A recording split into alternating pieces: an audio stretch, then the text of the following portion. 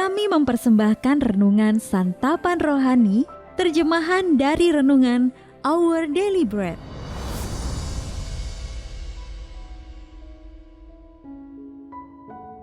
Untuk menerima notifikasi video baru kami, silakan tekan tombol subscribe dan tanda lonceng di bawah ini.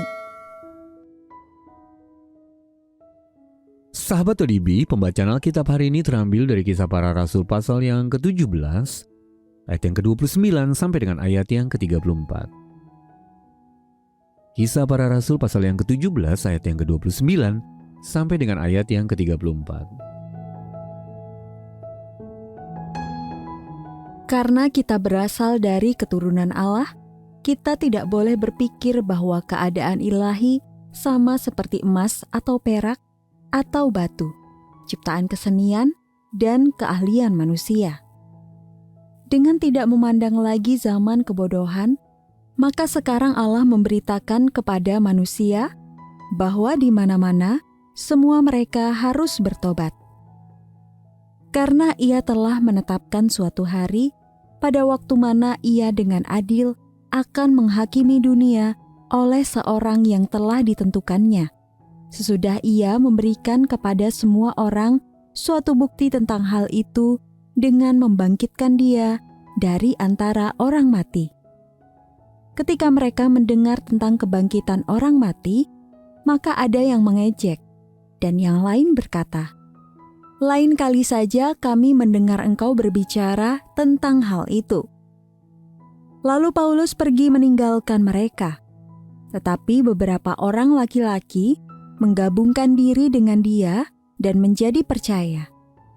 Di antaranya juga Dionisius, anggota majelis Areopagus, dan seorang perempuan bernama Damaris, dan juga orang-orang lain bersama-sama dengan mereka.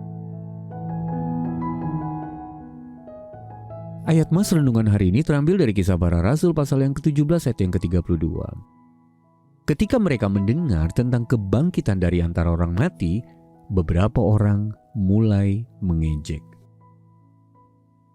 Renungan hari ini berjudul Dapatkah Kita Hidup Selamanya? Ditulis oleh Tim Gustafsson. Sahabat ODB, masuk ke kolom komentar situs berita daring memang beresiko, tetapi menarik.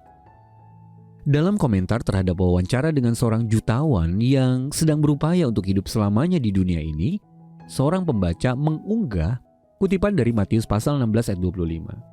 Barang siapa mau menyelamatkan nyawanya, ia akan kehilangan nyawanya. Tetapi barang siapa kehilangan nyawanya karena aku, ia akan memperolehnya. Yesus. Menanggapi komentar itu, pembaca lain menulis, bukankah ada kitab yang ditulis tentang Yesus itu? Seorang pembaca ketiga menjawab, ya, buku fiksi. Sahabat ODB, selalu ada pihak-pihak yang mengejek kepercayaan kepada Tuhan Yesus. Ketika Rasul Paulus berbicara di depan umum kepada sekelompok orang Athena tentang Kristus, tanggapan mereka pun beragam. Ketika mereka mendengar tentang kebangkitan dari antara orang mati, beberapa orang mulai mengejek. Namun ada pula yang berkata, kami ingin mendengarkanmu lagi tentang hal ini. Sejumlah orang akhirnya percaya. Sahabat ODB, bagaimana orang menanggapi kebenaran Alkitab adalah urusan mereka dengan Allah. Namun yang sebenarnya fiksi adalah klaim bahwa kita dapat hidup selamanya di dunia ini. Tubuh kita pasti akan mengalami kematian. Sebaliknya, Alkitab memperkenalkan Tuhan Yesus kepada kita sebagai pribadi yang adalah jalan dan kebenaran dan hidup. Yohanes pasal yang ke-14 ayat yang ke-6.